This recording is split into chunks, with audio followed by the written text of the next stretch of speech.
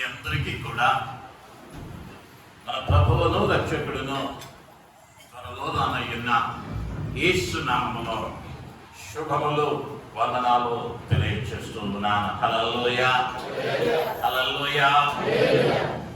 మీ అందరికీ తెలుసు మనం ఏ దినాలలో ఉన్నామయ్యా అంటే ఇప్పుడు ఏమి శ్రమలో చెప్పండి. శిలువ శ్రమలు, శిలువ శ్రమల కాలంలో మనం ఉన్నాం. మన పితరులైన వారు ఈ శిలువ శ్రమల దినాలు అని పెట్టడానికి కలిగిన కారణం, ఈ 40 దినాలైనా ఈ ఉపవాస దినాలైనా మేము ఆయనకు దగ్గరగా రావాలని, ఆయన పోలిన వారిగా నడవాలని, ఆ శిలువను గురించి ధ్యానించాలని వారి ఆశ ఆకాంక్షగా ఉన్నది. అయితే ఆ శిలువను గురించి ధ్యానించే ముందు ఒక్కసారి ఆ శిలువను, ఆ శిలువ మీద శ్రమ పడిన యేసును మీకు చూపించాలని నేను ఆశపడుతూ ఉన్నాను. హల్లెలూయా, హల్లెలూయా. సాధారణంగా క్రీస్తు శిలువ వేయబడిన శిలువ ఎలా ఉండి ఉంటది, దాని ఎత్తెంత, వెడల్పెంత, బరువెంత, దేనితో చేయబడింది అనేటువంటి పరిశోధనలో అమెరికా దేశానికి చెందినటువంటి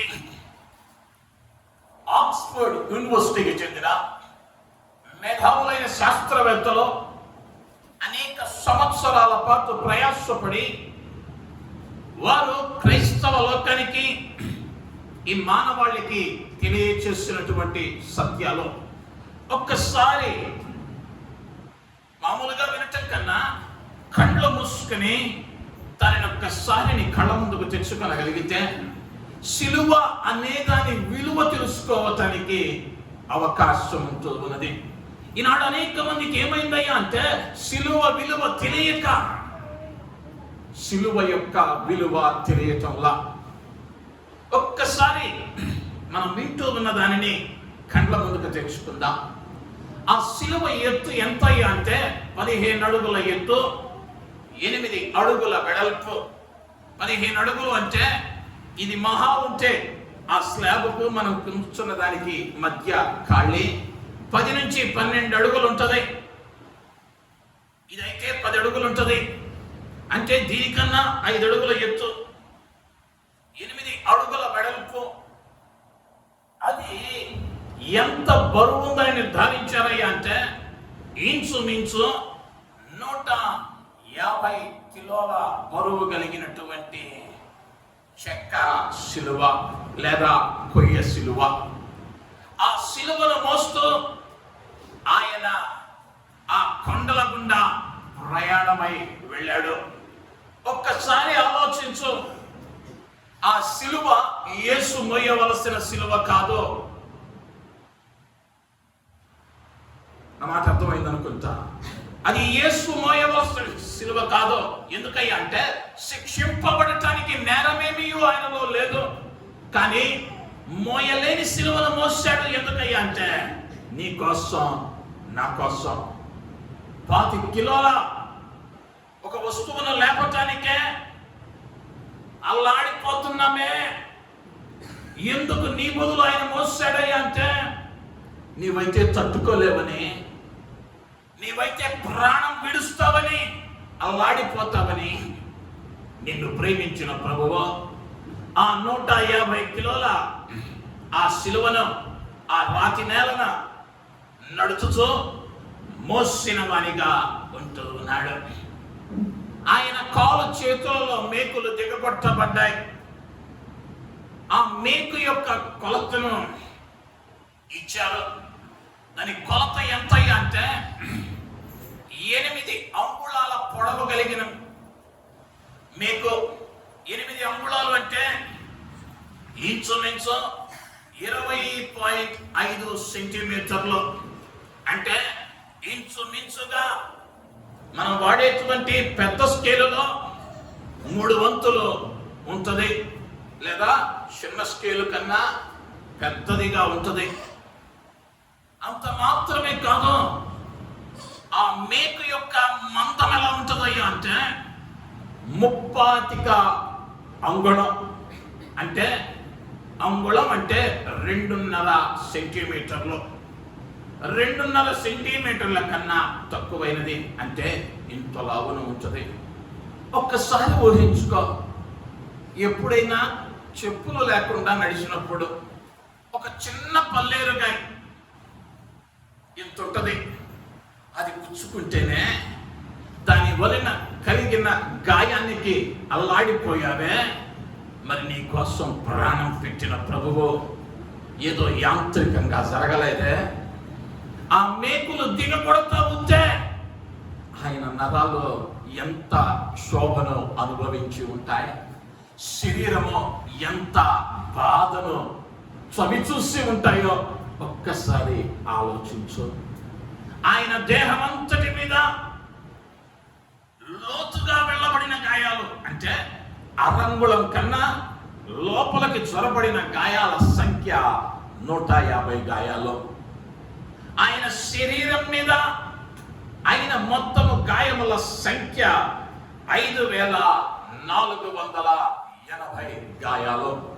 అంటే శరీరములో ఏ భాగము కూడా గాయము లేకుండా ఉండలేదు.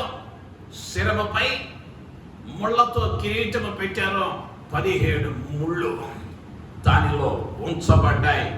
ఒక్కొక్క ముళ్ళు 3 అంగుళాల కన్నా పొడవైనదని రాయబడుతూ ఉన్నది చరిత్ర.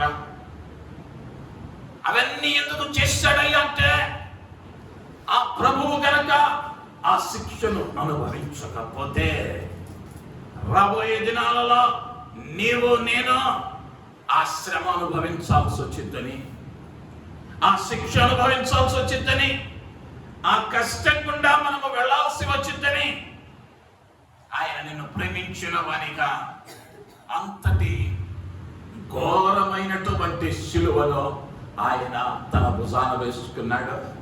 ఆ శిలువ మోస్తూ ఉన్న క్రమంలో 3 పర్యాయాలు ఆయన తుళ్ళిపడ్డాడు. కొరడా దెబ్బలు ఆయన మీద నాట్యం చేశాయని భక్తుడు పాడాడు.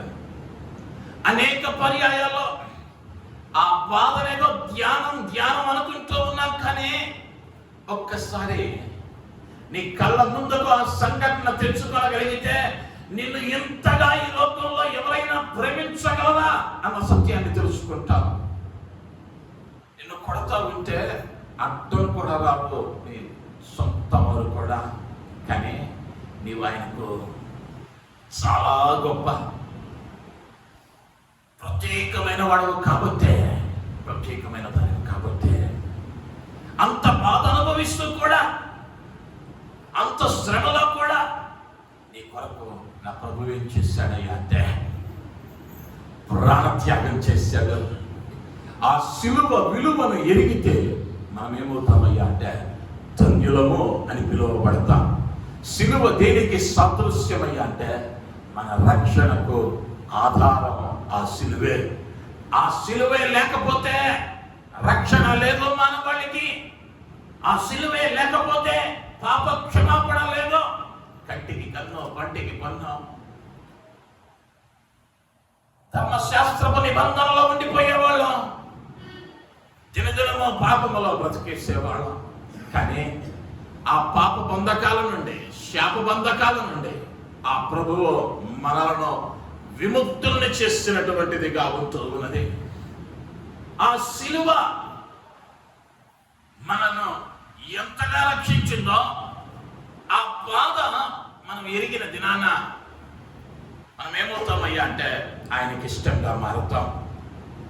ఆ బాధ నీవు అనుభవించాల్సిన బాధ నీ పక్షంగా మరి ఒక వ్యక్తి అనుభవించినప్పుడు ఆయనకు మనము ఎంత కృతజ్ఞత కలిగిన వారంగా ఉండవలసిన వారమో జ్ఞాపకం చేసుకోవాలి. ఈ విషయాలన్నింటినీ బట్టి కీర్తనాకారుడైన దావీదు తను రాసినటువంటి 22వ కీర్తనలో యేసుక్రీస్తు వారు జన్మించడానికి అనేక సంవత్సరాలకు పూర్వమే అక్కడ జరగబోతూ ఉన్నటువంటి సంఘటనను, అక్కడ జరగబోయేటువంటి ఆ విధానమును విధానముగా ప్రవచించిన వానిగా దావీదు ఉన్నాడు. ఆ వచనాలను ఒక్కసారి మనం జ్ఞాపకం చేసుకుంటే 22వ అధ్యాయము 12వ వచనం, వృషభములు అనేకములు నన్ను చుట్టుకొని ఉన్నవి, పాషాను దేశపు బలమైన వృషభములు నన్ను ఆవరించి ఉన్నవి. దేవుని నామానికి మహిమ కలుగును గాక. హల్లెలూయా. ఆ 22వ అధ్యాయములో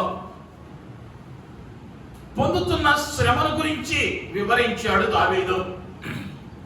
అక్కడ కొన్ని జంతువుల యొక్క సంబోధనను తీసుకుని వచ్చాడు. 12వ వచనములో అన్నాడు, బాషాను దేశపు బలమైన వృషభములు అన్నాడు. ఆ 13వ వచనములో అన్నాడు, సింహము వలె అని సింహాన్ని వాడటం జరిగింది. 16వ వచనములోనికి వచ్చేసరికి కుక్కలు నన్ను చుట్టుకొని ఉన్నవి. చివరిలైన దుర్మార్గులు గుంపు కూడి నన్ను ఆవరించి ఉన్నారు. నా కాళ్ళు చేతులలో వారు నా చేతులను నా పాదములను పొడిచి ఉన్నారు. దావీదు యొక్క పాదాలలో ఎవరు పడవలా, దావీదు యొక్క చేతులలో ఎవరు పడవలా. కానీ దావీదు అన్నాడు, నా చేతులలో నా పాదములలో గాయాలు చేస్తా ఉన్నారు. అంటే ఇది దావీదు అనుభవించినటువంటి శ్రమ కాదు, ప్రవచనముగా ప్రభువును గురించి ప్రవచించినది అని బైబిల్ పండితులు నిర్ధారించిన వారిగా ఉంటూ ఉన్నారు. ఏది ఏమైనప్పటికీ కీర్తనాకారుడు వాడినటువంటి పదజాలంలో ఉన్నటువంటి సత్యం, ఆ మర్మాన్ని ఇది మనం అర్థం చేసుకోవాలి. 12వ వచనంలో అన్నాడు, వృషభములు అనేకములు నన్ను చుట్టుకొని ఉన్నవి, బాషాను దేశపు బలమైన వృషభములు నన్ను ఆవరించి ఉన్నవి. ఎవరితో పోల్చాడయ్యా అంటే వృషభములతో పోల్చాడు. వృషభము అని అంటే ఎద్దు. ఆ వృషభము కూడా ఏ ప్రాంతానికి చెందిందో చెప్పాడు. బాషాను దేశపు బలమైన వృషభము, బాషాను దేశములో ఉన్న బలమైన వృషభము. ఈ బాషాను దేశము ఎటువంటిది తెలుసుకోవాలి అంటే ఆమోసు గ్రంథము 4వ అధ్యాయము 1వ వచనాన్ని చదవాలి. ఆమోసు గ్రంథము 4వ అధ్యాయము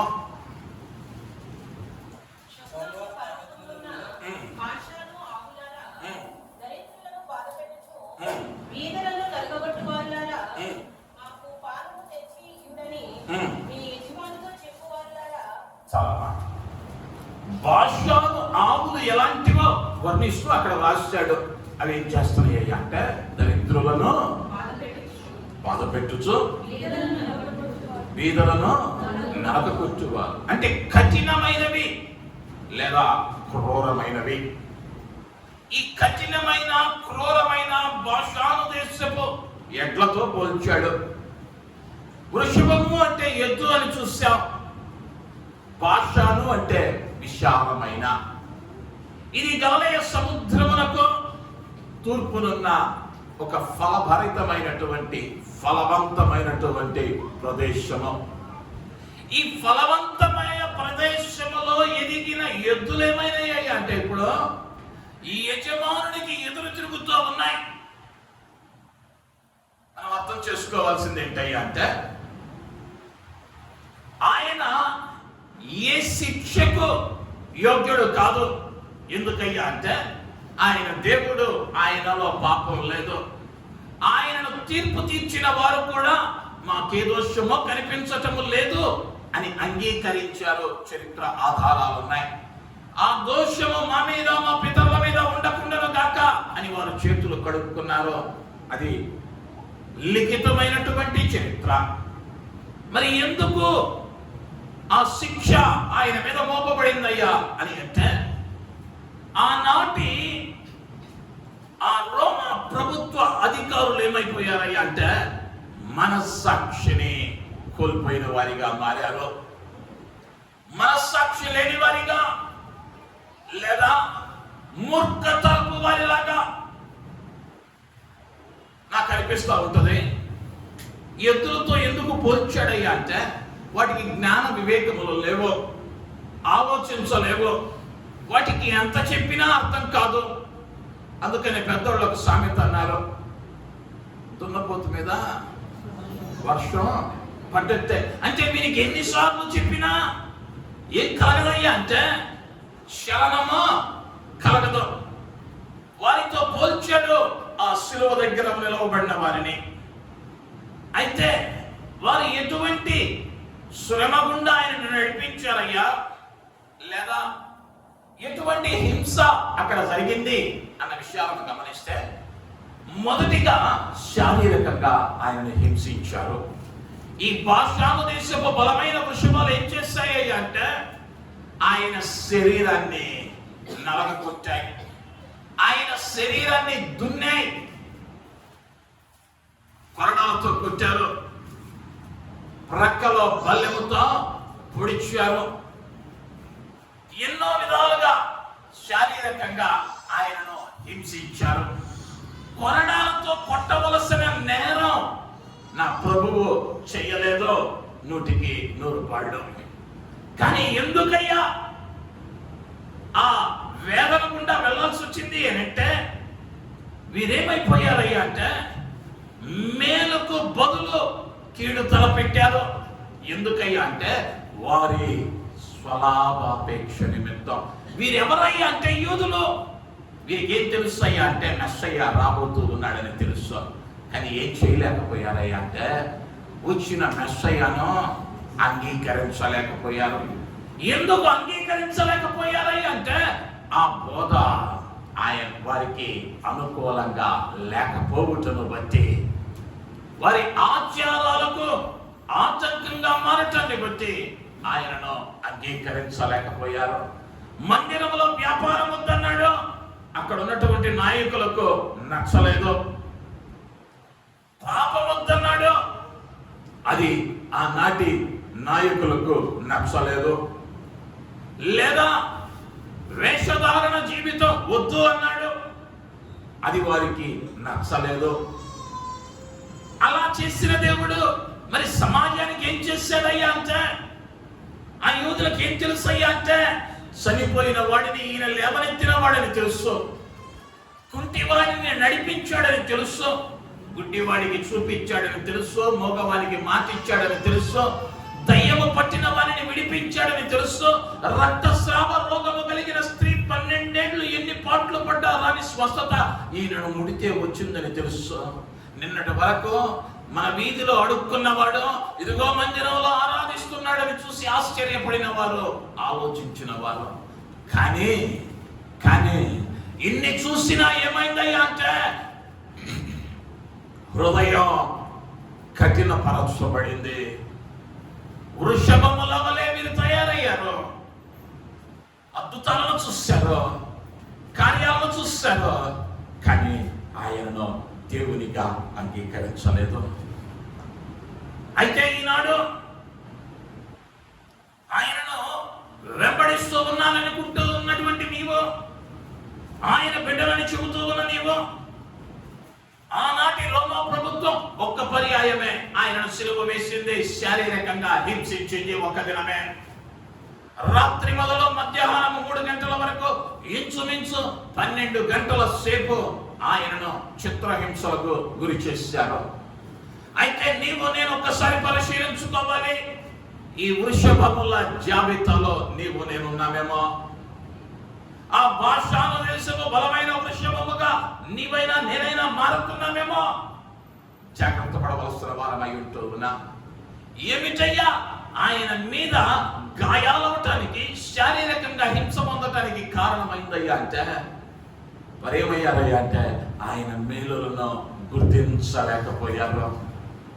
ఈనాడు దేవుడు నువ్వు చదువుకున్న చదువు చిన్నదైనా ఉన్నతమైన స్థితిలో ఉంచాడే. నీకన్నా ఉన్నత విద్యను అభ్యసించిన వారు ఉద్యోగాలు లేక తిరుగుతున్నారే. ఇంకా అది లేదు ఇది లేదని ఆయనకు దూరం అవుతున్నావేమో, లేదా ఆయన వద్దన్నది, ఆయన చేయవద్దన్నది, ఆయన చేయమన్నది చెయ్యక ఆయనను హింసకు గురి చేస్తూ నిత్యము సిలువ వేస్తా ఉన్నామేమో పరిశీలించుకోవలసిన వారమై ఉంటున్నా. మనం ఆలోచించుకోవాల్సిన వారు.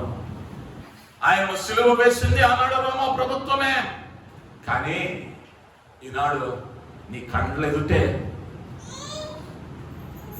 పెంట కుప్పల మీద నుంచి జనం పైకి లేవనెత్తుతున్నాడే, చూస్తున్నావే. అయినా నీ బ్రతుకు మార్చుకోకపోతే నువ్వెవరికవుతావయ్యా అంటే బాషాను దేశపు బలమైన వృషభము. ఎందుకయ్యా అంటే చూస్తా ఉన్నాం కార్యాలు, వింటా ఉన్నాం ఆయన మాటలు, కానీ ప్రవర్తనలో మార్పు రావటం వల్ల, క్రియలలో మార్పు రావటం వల్ల మన క్రియలు ఆయనను సిలువ వేసేవిగా మారుతున్నాయేమో ప్రశ్నించుకోవలసిన వారమై ఉంటున్నా. రెండవదిగా ఎటువంటి హింస జరిగిందయ్యా అక్కడ అంటే మానసికమైనటువంటి హింస అక్కడ జరిగింది. ఎందుకయ్యా అంటే వస్త్రము లేని వారికి వస్త్రమీయమని చెప్పిన ప్రభువు వస్త్రాలను బహిరంగంగా వారు తీసివేశారు. ఇది భయంకరమైనటువంటి మనోవేదనతో కూడిన హింస. నిన్నటి వరకు ఎవరైనా వస్త్రహీనుడు కనిపిస్తే నీ అంగీ ఇవ్వమని చెప్పాడు ఆయన. అంటే దిగంబరిగా ఎవడు ఉండకూడదని కోరుకున్న దేవుడు. కానీ ఆయన ఏం చేశారయ్యా ఇప్పుడు అంటే దిగంబరునిగా చేశారు. మూడవదిగా ఏం చేశారయ్యా అంటే ఆత్మ సంబంధమైన హింస చేశారు. ఏమంటా ఉన్నారయ్యా అంటే నీవు దేవుడవైతే, నీవు దేవుని కుమారుడవైతే శిలువ మీద నుంచి నిన్ను నీవు రక్షించుకొని మమ్మల్ని కూడా రక్షించు. పైనున్న దొంగ మాట్లాడుతూ ఉన్నాడు. కొన్ని పర్యాయాలు మన జీవితాలలో కూడా నేను ఇంత భక్తి చేస్తా ఉన్నాగా దేవుడు మమ్మల్ని ఏం చేయట్లేదు, పట్టించుకోవటం లేదని ఆయన ఆత్మనే కొన్నిసార్లు అపార్థం చేసుకొని మాట్లాడేస్తా ఉంటాం. ఒకవేళ ఆయన కార్యం ఆలస్యం అవుతూ ఉన్నప్పుడు ఆందోళన కలగవచ్చు, మంచిదే. కానీ నువ్వెలా మారాలయ్యా అంటే ఆ ఆందోళన మధ్యలో కూడా మాట చేతనైనను పాపము చేయకూడదు. యోబు ఏం చేశాడయ్యా అంటే తన మాట చేత కూడా పాపము చేయాల. యేసుక్రీస్తు వారు అన్నాడు కోపపడని కానీ పాపము చేయకు. కోపం ఉండాలి కానీ ఆ కోపము పాపములోనికి నడిపించకూడదు. అనేక పర్యాయాలు ఈ బాషాను దేశపు బలమైన వృషభముల వలె మన క్రియలు ఆయనను ఇంకా సిలువ వేస్తా ఉన్నాయేమో ప్రశ్నించుకొనవలసిన వారమై ఉంటున్నా. ఒకవేళ పంపులో ఉంటే ఒక్కసారి జ్ఞాపకం చేసుకో. ఆ సిలువే నీ మీద పెడితే నీ స్థితి ఈరోజు ఏమైపోయింది? దానిని లేపటానికి కూడా నీ శక్తి చాలదే. చిన్న గాయానికి అల్లాడిపోతామే. మరి 5480 గాయాలు కనుక నీ శరీరం మీద ఉంటే ఉన్నటువంటి 6.5 లీటర్ల రక్తం చివరి బొత్తు వరకు కార్చబడితే ఏమైపోతాం? ఆ శిక్ష, ఆ వేదన భరించలేనిదే. కానీ నువ్వేం చేయకుండానే నీ కోసం తన ప్రాణాన్ని పెట్టాడే. అందుకనే పెద్దలు అన్నారు, శాతనైతే మేలు చేయి, లేకుంటే మౌనంగా ఉండు, కీడు మాత్రం చేయొద్దు.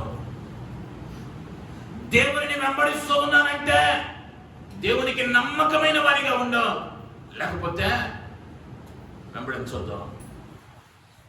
అందుకని ఆయనే చెప్పాడు ఒక చక్కని మాట, ఉంటే వెచ్చగానైనా ఉండు, లేదా చల్లగానైనా ఉండు. నులివెచ్చని జీవితం బహు ప్రమాదం, బహు ప్రమాదం. ఆ ప్రమాదపు స్థాయి ఈరోజు నీకు తెలియటం లేదేమో, ఈరోజు నీకు తెలియటం లేదేమో. అనేక పర్యాయాలు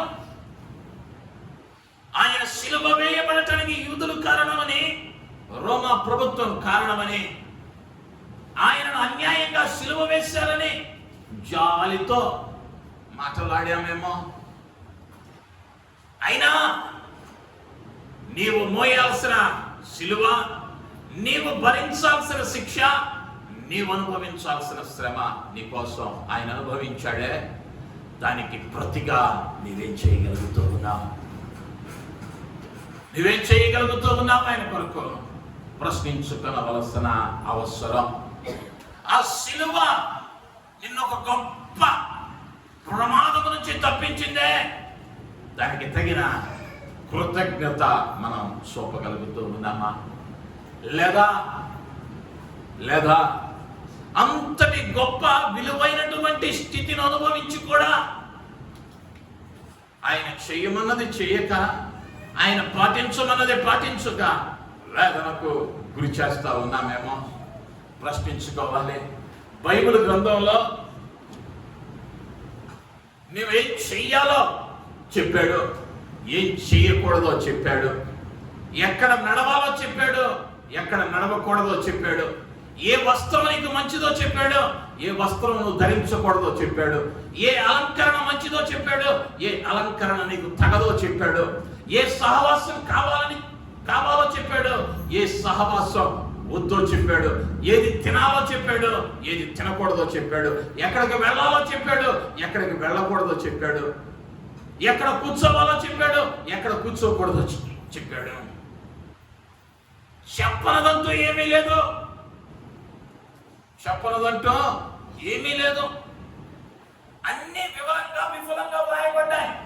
కానీ ఇంకా నువ్వు వెళ్ళకూడని స్థలాలకు వెళతా ఉన్నావంటే, చేయకూడని పనులు చేస్తా ఉన్నావంటే, ఆడకూడని మాట ఆడుతా ఉన్నావంటే నువ్వెవరువయ్యా అంటే, నేనంటాను బాషాను దేశపు బలమైన వృషభానివి, ఎద్దువి. అర్థమయ్యేటట్టు చెప్పాలి అంటే, నీ కోసం ఆయన ప్రాణం పెడితే, ఆయన నా కోసం చనిపోయాడని, నేను ఆయన కోసం ఇది చేస్తాను అది చేస్తాను అంటున్నావు కానీ, లేదా అనుకుంటున్నావు కానీ, నీ మాట మారిందా? నీ నడత మారిందా? నీ ప్రవర్తన మారిందా? లేదా నీ క్రియలు మారాయా? ఎలా ఉంది నీ జీవితం? ఒక్కసారి ప్రశ్నించుకోవాలి. ఎన్నో సిలువ శ్రమలను దాటి వచ్చామే. ఆ నిజమైనటువంటి ఆయన, అరే వీడి కొరకు చనిపోయి నేను చాలా గొప్ప కార్యం చేశానని నా ప్రభువు ఆనందపడతాడా? లేకపోతే ఈ దినమున నన్ను చూసిన నా ప్రభువు, అయ్యో వీళ్ళ కొరకానే కొరగా దెబ్బతింది, వీరి కొరకానే ప్రాణం పెట్టింది, వీరి కొరక నా ముఖం మీద ఉమ్మి వేసిన క్షమించింది అని వేదన చెందుతాడా? ఒక్కసారి ఆలోచించాలి. క్రైస్తవ సమాజంలో ఏమైందయ్యా అంటే, బోధలు బాగున్నాయి కానీ స్వయ పరిశీలన తగ్గిపోతా ఉంది. బోధ బాగుంది కానీ స్వపరిశీలన తగ్గిపోయింది. ఆయన నీ కోసం ప్రాణం పెట్టాడే, అబద్ధం ఆడటం ఆయనకి ఇష్టం లేదే. మరి ఆడితే ఆయన సిలువ వేసిన వారి గుంపులో ఉన్నావుట. మాటలాడకూడని మాటలాడితే ఆ పెదవులే ఆయనకి హేయములు అన్నాడే. మరి నీ కోసం ప్రాణం పెట్టాడుగా, పశ్చాత్తాప పడతాడా లేదా? వెళ్ళకూడని చోటుకి నీ వద్దన్నాడే, వెళ్తున్నావే. ఇంకా చేయకూడదన్న సహవాసం, చేస్తా ఉన్నావే. ఈ అలంకరణ తగదు అని చెప్పాడే, అలంకరణ విడిచిపెట్టావా? ఆలోచించుకోవాలి. చిన్నగానే కనిపించవచ్చు, తగ్గుమట్టుకు అలంకరణ చాలు. వాక్యము మార్చగలిగినటువంటి స్థితిలో నీవు లేవు. ఎవడూ లేడు ప్రపంచంలో. దాన్ని మార్చటానికి ఎవరికి అధికారం ఇవ్వబడలా. అంటే నీ అంతరంగ అలంకరణ శుద్ధిగా ఉండాలి, నీ బాహ్య అలంకరణ కాదు. ప్రభువుకి ఏం కావాలి అంటే నీ హృదయం అలంకరించబడినదిగా కావాలి. మనం ఒక 100 రూపాయలు ఒక వ్యక్తికి సహాయం చేస్తేనే ఆ వ్యక్తి కృతజ్ఞత చూపకపోతే ఎంత బాధపడతాం. అయ్యో అనవసరంగా చేశాను వీళ్ళకి. నువ్వు ఇచ్చిందంతా 100 రూపాయలు మరో 10 నిమిషాల్లో సంపాదించగలవు నువ్వు. దానివలన నీకు నష్టం లేదు. కానీ ఈ 100 రూపాయల సంగతిని ఎప్పుడు దాకా గుర్తుంచుకుంటావయ్యా అంటే వాడు కనిపించినప్పుడల్లా జ్ఞాపకం వస్తుంది. మరి నా ప్రభువు నీ కొరకు తన ప్రాణాన్ని పెట్టాడే. మా ప్రభు పేరట ప్రతిమలాడుతూ ఉన్నాను. నీ కొరకు నా ప్రభువు ఆనందిస్తే నీవు ఆశీర్వదింపబడతావు. అదే సమయంలో నా ప్రభువు నిన్ను చూసి కన్నీరు కార్చాడా, నీ స్థితిని ఎవడో మార్చలేడు.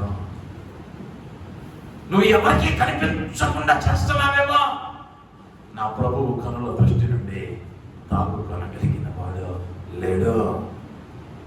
నువ్వు పిల్లి సాగితేమో నన్ను ఎవ్వరు చూడట్లేదు అనుకుంటున్నావేమో.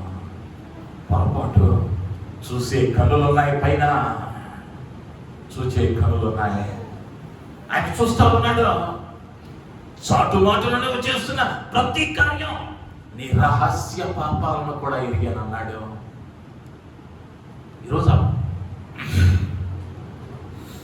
ఈరోజు అప్పగించుకుందాం. ఒకవేళ బాషాను దేశపు బలమైన వృషభముల జాబితాలో ఉంటే దయతో క్షమించయ్యా అంటే నా ప్రభువు నీ ఎడల జాలి చూపు దేవుడు, సందేహం లేదు. ఆ తర్వాత వచనంలో అన్నాడు, 13వ వచనంలో చీల్చుచును గర్జించుచునుండు సింహము వలె వారు నోళ్ళు తెరచుచున్నారు.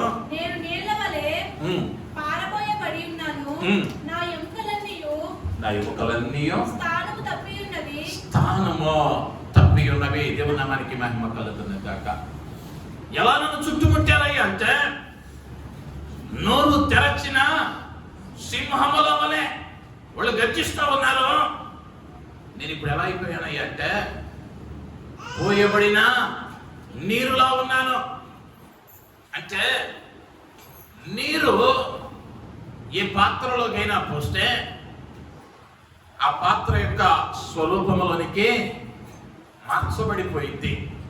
అంటే దానికంటూ ఒక నిర్దిష్టమైన రూపు లేదు. అంటే ఇప్పుడు ప్రభువు కూడా ఏమైపోయాడయ్యా అంటే నిందలకు, అవమానాలకు లేదా హింసకు కేంద్రంగా మారిపోయింది ఆయన శరీరం. ప్రతివాడు ఆయనను చూసి తలలాడిస్తున్నారు, ఆయనను గేలి చేస్తూ ఉన్నారు, ఆయనకు హాని జరిగిస్తూ ఉన్నారు. అయితే వీరిని ఎవరితో పోల్చాడయ్యా అంటే సింహములతో పోల్చాడు. మనం అనుకోవచ్చు సింహము బలమైనది కదండి అంటే ఆనాడు శిలువ దగ్గర బలమైన వారు ఉన్నారా అన్న సందేహం కలగవచ్చు. సింహము దేనితో పోల్చబడిందయ్యా కొత్త నిబంధన గ్రంథములో అంటే సాతానుకు సూచనగా, సాదృశ్యంగా చెప్పబడింది. వాడు ఎలా ఉన్నాడయ్యా అంటే దుష్టుడు, సాతానుడు గర్జించు సింహము వలె ఎవరిని మృంగుదునా అని ఉన్నాడు. ఇప్పుడు అక్కడ ఏమున్నాయ్యా అంటే సైతాను కూటమే నిలవబడింది. అంటే సాతాను సంఘపు వారు ఉన్నారు అక్కడ. ఈరోజు పరిశీలించుకుందాం. ఆ సాతానుడు గర్జించే సింహము వలె ఆయన్ని ఏర్పరచుకుని ఆ శిలువ దగ్గర తన కార్యాన్ని వాడు జరిగించాడు. ఆయనను శిలువ వేసిన వారిలో అనేక మంది సాతాను సంబంధులు సింహముల వలె వారు నోర్లు తెరచారు. ఈ సింహాలను గురించి, వాటి స్వభావాన్ని గురించి లేఖనం స్పష్టంగా చెప్పింది. కీర్తనల గ్రంథంలోనికి వెళితే 10వ అధ్యాయం, కీర్తనల గ్రంథం 10వ అధ్యాయం 9వ వచనం. గుహలోని సింహము వలె వారు చాటైన స్థలములలో పొంచియుందురు, బాధపడు వారిని పట్టుకొన పొంచియుందురు. దేవుని నామానికి మహిమ కలుగును గాక. హల్లెలూయా, హల్లెలూయా. యేసుక్రీస్తుని ఆ రాత్రి వేళ యందు వారు నేరుగా వచ్చి పట్టుకోవాలా. సమయం కోసం కనిపెట్టారు, సమయం కోసం కనిపెట్టారు.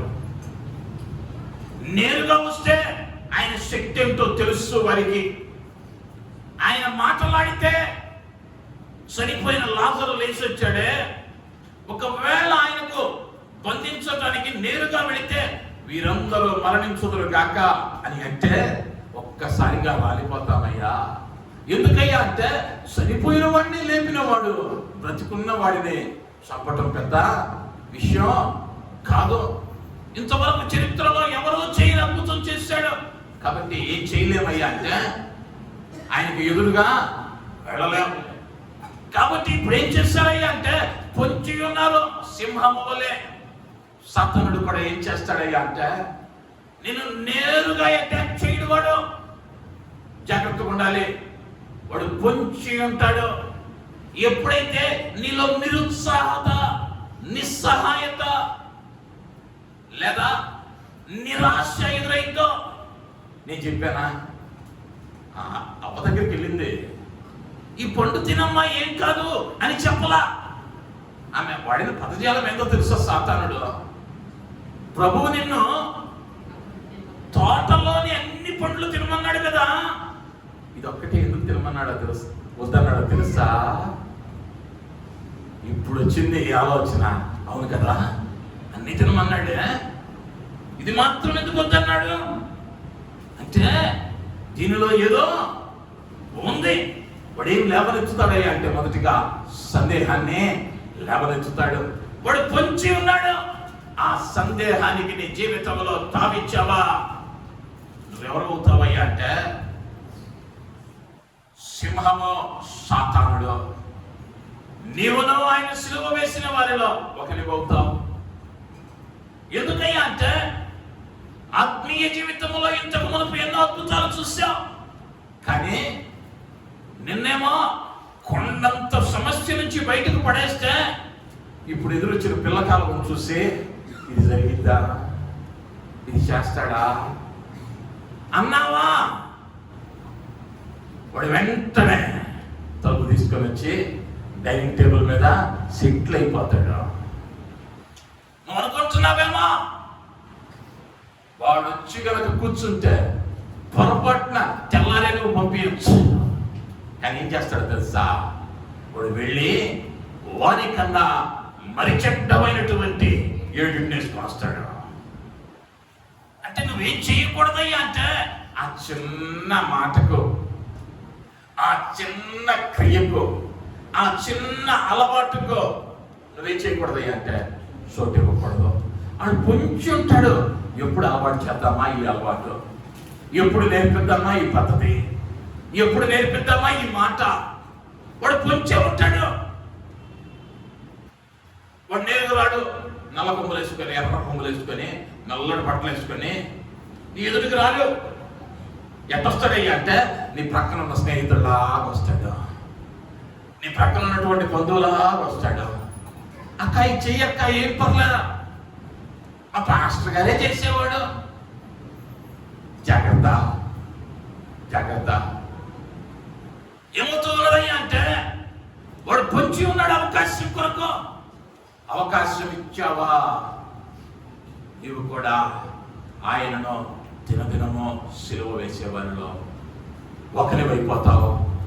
అంతేకాదు, మొదటి సమూయేలు గ్రంథంలో 17వ అధ్యాయంలో 34వ వచనంలో దావీదు రాజు సౌలు మహారాజుతో మాట్లాడుతూ, అందుకు దావీదు సౌలుతో ఇట్లా, నేను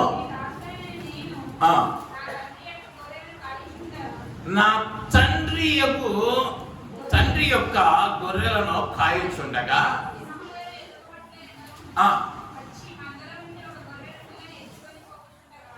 మందలో నుండి ఒక గొర్రె పిల్లను ఎత్తుకొని పోవచ్చుండగా, దేవుని మనకి మహిమ కలుగును కాక. హల్లెలూయా. దావీదు మందలు వేపుతా ఉన్నాడు పొలంలో.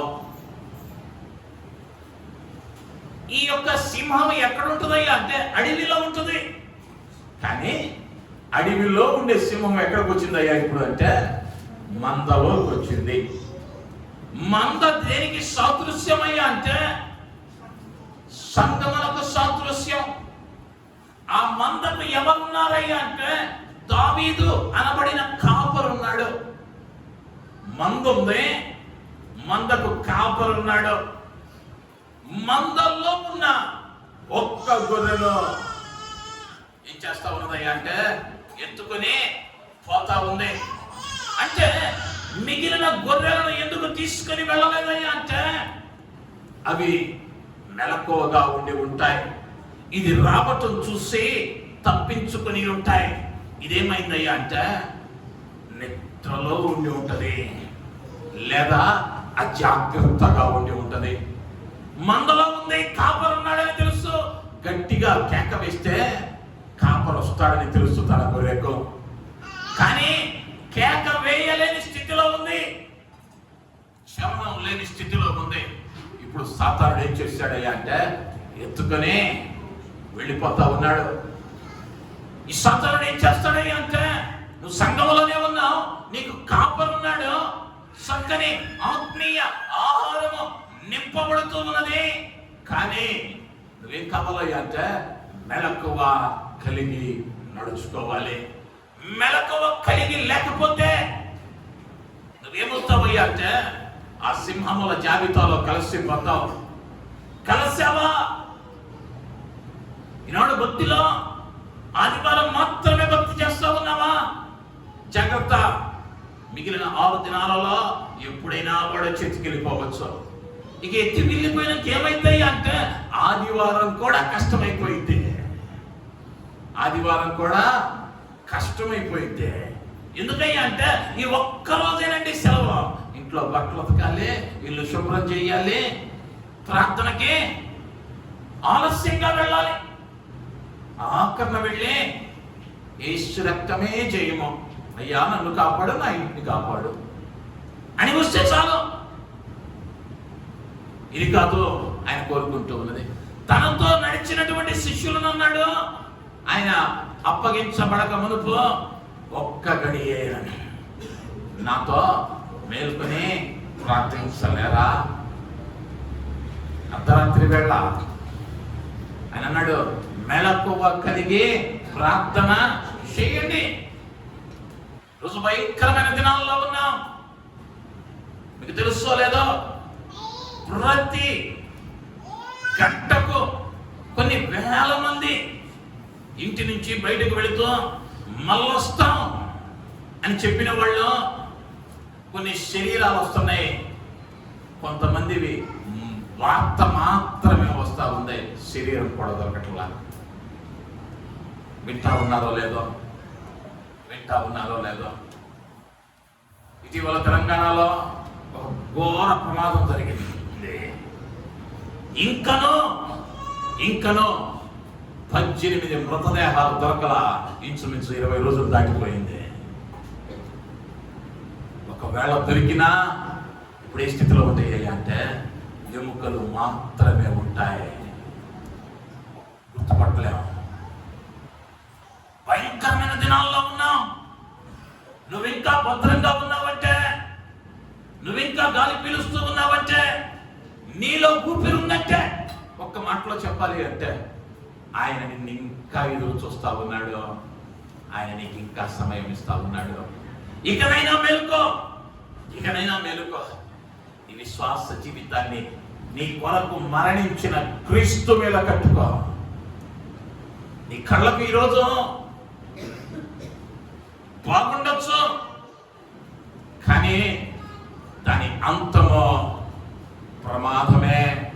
లోతుకు దేవుడు నాటిన తోట వలె ఉంది, కానీ అక్కడ దేవుడు ఏం చూశాడయ్యా అంటే పాపాన్ని చూశాడు, పాపాన్ని చూశాడు. ఈ సాతానుడు నువ్వు మందిరంలో ఉండేవాడివేనేమో, ఉండేదానివేనేమో, కానీ నువ్వు మెలకువ లేకపోతే ఎత్తుకొని వెళ్ళిపోతాడు. వాడు ఎత్తుకు వెళ్ళాడు అంటే ఇక వానికి ఆహారమే నువ్వు. ఎత్తుకెళ్ళినటువంటి సింహము గొర్రెను తింటదా? తిందా? ఎందుకు వచ్చింది? దానిని తినివేయటం కొరకు. అది చిన్నదా పెద్దదా దానికి అవసరం లేదు. దానికి ఏం కావాలయ్యా అంటే అప్పటికి తన ఆకలి తీర్చబడాలి. వాడు ఎత్తుకొని వెళతాడు. నేను మందిరానికి వెళ్తున్నాను కదా, నాకు కాపుదల ఉందలే అనుకొని ప్రార్థించడం మర్చిపోతావేమో. పాస్టర్ గారు ప్రార్థన చేసి పంపించాడులే మర్చిపోతావేమో. మా ఆవిడ చేసిందిలే మర్చిపోతావేమో. మా ఆయన చేశాడులే మర్చిపోతావేమో. జాగ్రత్త, నీ ప్రార్థనే నిన్ను కాపాడితే దేని నుంచి అయ్యంటే ఆ గర్జించేటువంటి సింహము నిన్ను ఎత్తుకెళ్ళకున్నట్లు. తర్వాత ఏమన్నాడయ్యా అంటే మొదటి రాజుల గ్రంథములో 20వ అధ్యాయములో 36వ వచనములో ప్రవక్త మాట్లాడుతూ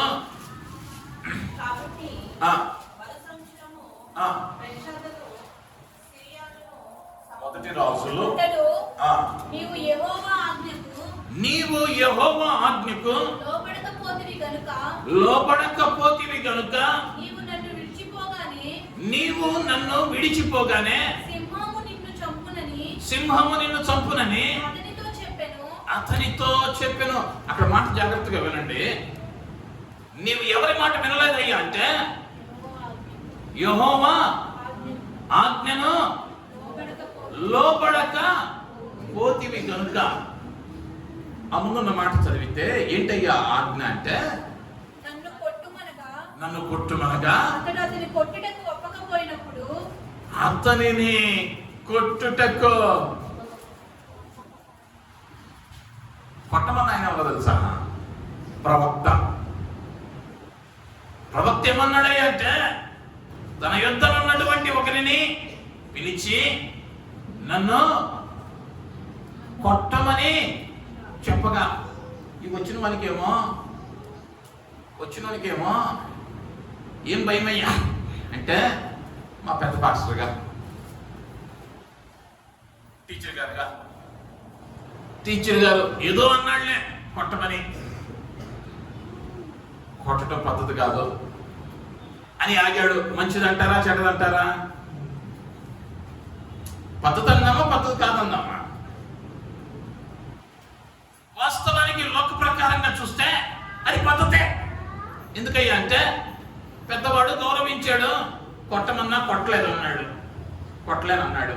కానీ దేవుని దృష్టిలో ఏమైంది అయ్యా అంటే ఆజ్ఞను లోపడకపోవటం అయింది. దాని వలన ఏమైందయ్యా అంటే సింహానికి అప్పగించాడు. ఈ సింహం ఏం చేసిందయ్యా అంటే చంపేసింది. దేవుడు ఇంతవరకు చేయమన్న దానిని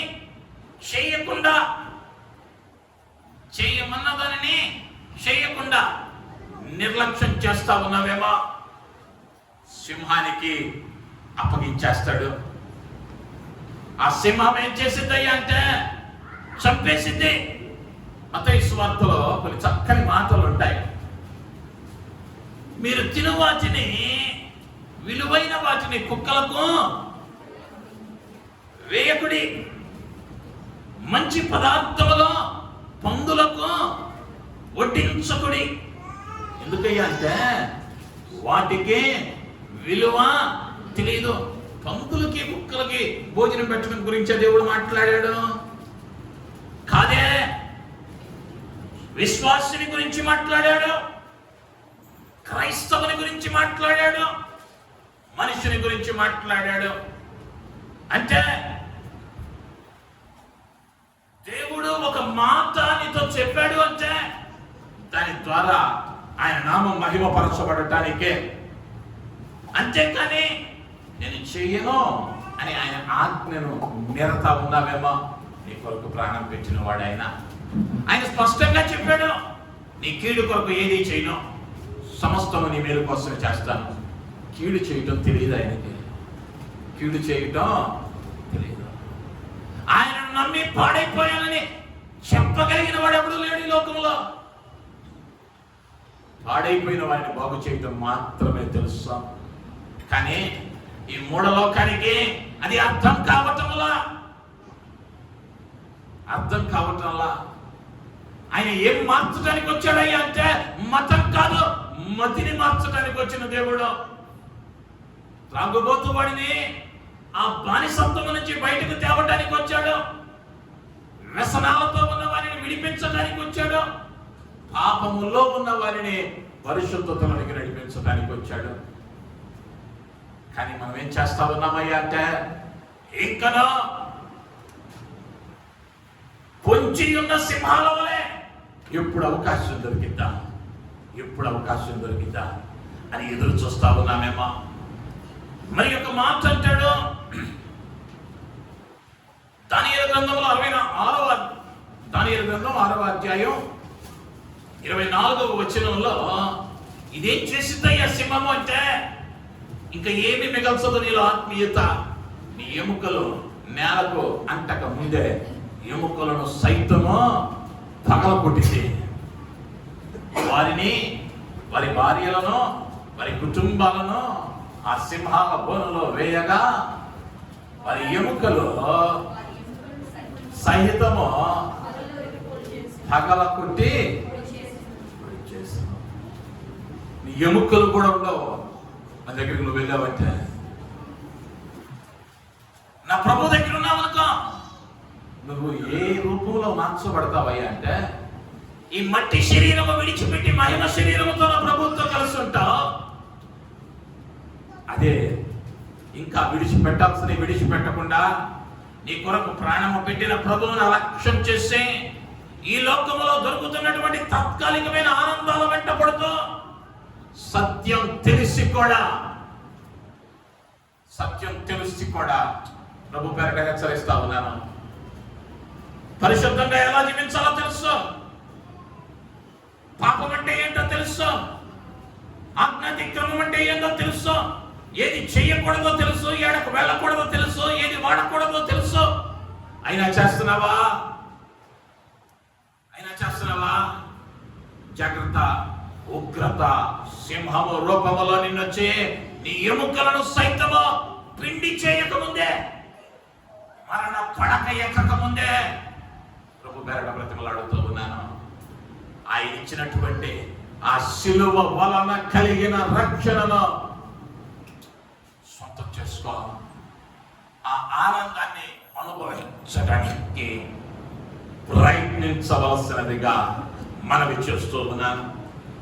యేసుక్రీస్తు వారు సాతానును జయించాడు, దాని మరణపు ముళ్ళను విరిచివేశాడు.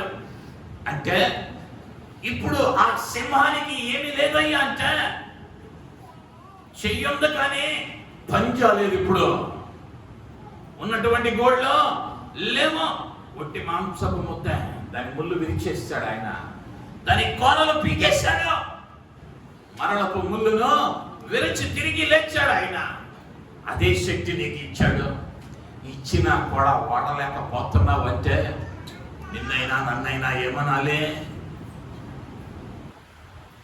అన్నం తింటే ఆకలి తీరిద్దని తెలిసి ఎదురుగా పెట్టుకొని కూర్చొని కడుపా నిండు అంటే ఉన్న ఓపిక పోయి ఆసుపత్రికి వెళ్ళి సెలైన్లు పెడతారే తప్ప నీ కడుపులో ఏం కాదు, నెమ్మది రాదు. మందిరానికి వచ్చినంత మాత్రాన నీ కష్టం పోదు. ఈనాడు అనేక మంది అనుకుంటున్నది ఏంటయ్యా అంటే క్రైస్తవ్యంలోనికి వచ్చేస్తే, క్రీస్తులోనికి వచ్చేస్తే అన్ని సర్దుకుంటాయి. ఏమీ సర్దుకోవు, కొత్తవి వస్తాయి. బలపడతావని పెద్దల మాట చెప్పారంతే. ఎందుకయ్యా అంటే ఇంతకు ముందు ఇష్టానుసారంగా ఉన్నావు, ఇప్పుడు ఉండటానికి లేదు. క్రమంగా ఉండాలి అంటే చాలా కట్టుబాట్లు కావాలి. నిన్నటి వరకు నీ కూటమి వాడైన సాతాను ఊరకుండడు. వాడు నిత్యము ఏదో ఒక గలిబిలి చేత నిన్ను ఆందోళన పరచాలని, తిరిగి వారి వైపు ఆకర్షించాలని వాడు ప్రయత్నిస్తానే ఉంటాడు. కానీ నా ప్రభు ఏం చేయగలడయ్యా అంటే ఆ సమస్యను తప్పించగలడు. ఒకవేళ ఆ సమస్య నీతో ఉండటం ఆయన చిత్తం అయితే ఆ సమస్యలో నెమ్మది కలిగి ఉండే కృపలో ఆ దేవుడు ఇచ్చేవాడిగా ఉంటూ ఉన్నాడు. హల్లెలూయా. విడిచిపెట్టడం మాత్రం చేయడం. ఎందుకయ్యా అంటే నీ కోసం ప్రాణమే పెట్టాడు. మనందరం అనేక పర్యాయాలు విని ఉంటాం. చిన్న కథ. ఒక వ్యక్తి అడవి గుండా నడిచి వెళుతూ ఉన్నాడు. సముద్రం ఒడ్డున మార్గం బాగుంది. వెళుతూ వెళుతూ ప్రార్థించాడు, అయ్యా నువ్వు నాతో ఉంటే ఎంత బాగుంటుంది. ఒంటరిగా ఉన్నానే, నిన్నే నమ్మానే, నాతో కూడా ఉంటే ఎంత బాగుంటుంది అన్న వెంటనే వెనక్కి తిరిగి చూశాడు. ఇతడు ఒక్కడే నడుస్తూ ఉన్నాడు. కానీ మరొక జత పాదాలు ప్రక్కనే వచ్చినట్లు పాదాల గుర్తులు ఉన్నాయి. వెంటనే ప్రభు అన్నాడు, ఓరి పిచ్చోడా, నేను నీ ప్రక్కనే నడుస్తున్నా, అయ్యో నా పాదముద్రలు అని చూపించాడు. మార్గం ముందుకు వెళ్ళింది. ఇప్పుడు అక్కడ ఏమున్నాయి అంటే గాజు పెంకులు ఉన్నాయి, ముళ్ళ తుప్పలు ఉన్నాయి. ఈ వ్యక్తి నడుచుకుంటా వెళ్తా ఉన్నాడు. కాసేపటికి వెనక్కి తిరిగి చూశాడు. ఇప్పుడు ఆ పాదముద్రలు ఎలా ఉన్నాయి అంటే రక్తసిక్తమై ఉన్నాయి. అంటే ఆ గాజు పెంకులు గుచ్చుకొని ఆ ముళ్ళ తుప్పలు తగిలి రక్తంతో నిండిన పాదాలుగా ఉన్నాయి. ఇప్పుడు అడుగుతా ఉన్నాడు, అయ్యా ఇందాక దారి బాగున్నప్పుడు నాతో వచ్చావు, ఇప్పుడు నా పాదాలు మాత్రమే కనిపిస్తున్నాయి, ఎందుకయ్యా నన్ను విడిచేసావు అని దేవుడిని అడిగాడు. దేవుడు అన్నాడు, పిచ్చివాడా, నిన్ను నడవనివ్వట్లేదు. నేను నా రెండు చేతులతో నిన్ను ఎత్తుకొని నువ్వు ఆ బాధ తట్టుకోలేవని, ఆ గాయాలు భరించలేవని నేను నిన్ను ఎత్తుకొని నేను నడుస్తూ ఉన్నా. ఆ రక్తపు మరకలు నావి, ఆ రక్తపు మరకలు నావి. నువ్వు రక్తం కారిస్తే తట్టుకోలేవని నా ప్రభువు 2000 సంవత్సరాల క్రితం తన రక్తాన్ని కాల్చి నిన్ను చేతులతో ఎత్తుకొని ఇంకనూ మోస్తా ఉన్నాడు, ఇంకనూ మోస్తా ఉన్నాడు. మరి ఆ ప్రభువుకి నీ హృదయం ఇచ్చావా? లేదా బాషాను దేశము బలమైన వృషభము వలె ఇంకనూ తలలాడించొచ్చో, ఇంకనూ అవిధేయమైన కార్యాలు చేస్తూ, ఇంకనూ ఇంకనూ ఇంకనూ ఆయన సిలువ వేస్తా ఉన్నామా? కళ్ళు మూసుకుందాం. సిలువ చెంత శరీర నాడు కలుషములను కడిగి వేస్తాడు ఆయన. సిలువను గురించిన కార్యాలు, సిలువను గురించి ఆయన ఎన్నో రీతులుగా మాట్లాడిన దేవుడు. సిలువ విలువైనది.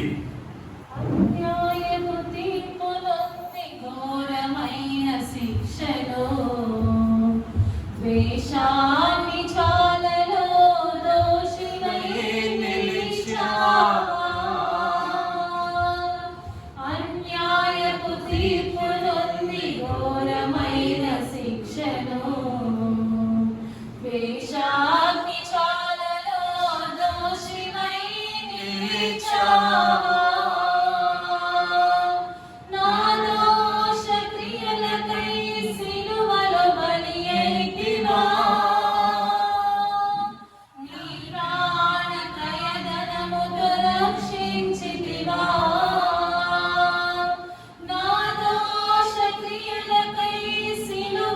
Bali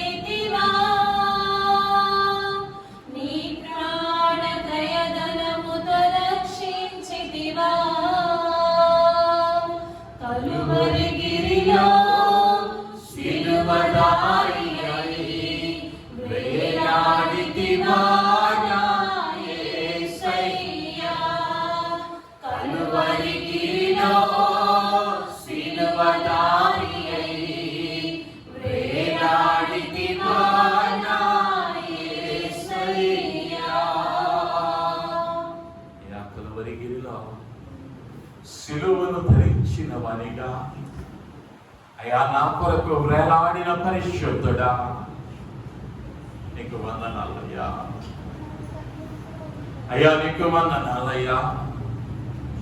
అయ్యా పడరాని పాటలు ఈ పాపి కొరకు అనుభవించిన దేవా, అయ్యా శరీరము దున్నబడటానికి అప్పగించిన వాడా, అయ్యా నీకు వందనాలు. అయ్యా ఇంతవరకు అయ్యా మా క్రియల వలనో, మా మాట వలనో, మా నడత వలనో, మా పనుల వలనో, మా అలవాట్ల వలనో అయ్యా నిన్ను ఇంకనూ సిలువ వేస్తా ఉన్నామేమో. అయ్యా దయతో క్షమించండి అని అడుగుదాం. అయ్యా నీ సిలువ విలువను ఎరిగిన వారంగా అయ్యా నిన్ను సంతోషపెట్టే వారి జాబితాలో మమ్మల్ని ఉంచండి. అయ్యా నిన్నటి వరకు అయ్యా వృషభముల వలె, సింహాల వలె మేము ఉన్నామేమో. అయ్యా దయతో క్షమించండి నాయన. అయ్యా సిలువ మీద దొంగకు నాయన క్షమాపణనిచ్చిన యేసయ్యా, అయ్యా ఈ మధ్యాహ్నపు వేళ నా పాపములను కడిగి నాయన అయ్యా పరిశుద్ధపరచి, అయ్యా నా అవిధేయతను కొట్టివేసి, నా అతిక్రమములను మన్నించి, అయ్యా రక్తము వలె కనిపిస్తూ ఉన్నటువంటి నా పాపమును అయ్యా హిమము వలె తెల్లనివిగా మార్చుమని వేడుకుంటూ ఉన్నా. అయ్యా చేరి వచ్చిన బిడ్డలందరినీ మీ చేతులకు అప్పగిస్తూ ఉన్నా. అయ్యా బిడ్డలు ఒకవేళ తెలిసి తెలియకనైనా అయ్యా ఈ విషయంలో అయ్యా భక్తిలో అయ్యా పాటించవలసిన వాటిలో, వెంబడించవలసిన రీతిలో అయ్యా నీకు ఆయాసం కలిగించారేమో. అయ్యా బిడ్డల పక్షంగా అడుగుతూ ఉన్నాను. అయ్యా దయతో క్షమించయ్యా. అయ్యా దయతో క్షమించు. అయ్యా బిడ్డలనైనా భరించలేనటువంటి బాధ అయ్యా నువ్వు ముందుగా ఎరిగిన దేవుడము, క్షమించు నాయన. అయ్యా ఇకనైనా అయ్యా నీలో బలపడటానికి, నీలో ఎదగటానికి అయ్యా బిడ్డలకు నీవు నేర్పించయ్యా. నీవు నేర్పించు నాయన. నీవు మాట్లాడు నాయన. బిడ్డలు నీకు దగ్గరగా జీవిస్తున్నా అయ్యా ఈ లోకములో నాయన. అయ్యా దీపస్తంభము మీద ఉంచబడిన దివికీలమని బిడ్డల వెలుగొందటానికి సహాయం చేయమని, నీ వెలుగు బిడ్డల హృదయాలలో నింపమని, నీ వాక్యపు వెలుగులో వారిని నడిపించమని అయ్యా సర్వమును జరిగించగలిగిన సర్వాధికారి అయిన నీ హస్తాలకు నాయన బిడ్డలను అప్పగిస్తూ ఉన్నాను. గొప్ప కార్యాలు జరిగించండి అయ్యా. ఇంతవరకు బిడ్డలు నాయన ఒకవేళ తెలిసి తెలియక చేసిన అవిధేయతను అయ్యా దయతో మన్నించండి అయ్యా. బిడ్డలు నాయన అయ్యా నేను నమ్మిన బిడ్డలు దయతో క్షమించండి, దయతో క్షమించండి. నీ ప్రేమ చేత హృదయాలను నింపి అయ్యా నీవు బిడ్డల పక్షంగా ఉన్నావని, గొప్ప కార్యాలను జరిగిస్తున్నావని నిన్ను మహిమపరిచే ధన్యత ఇవ్వమని యేసు నామములో అడుగుతున్నాను తండ్రి. ఆమేన్, ఆమేన్. దేవుని మనకి మహిమ కలుగుతుంది గాక. హల్లెలూయా.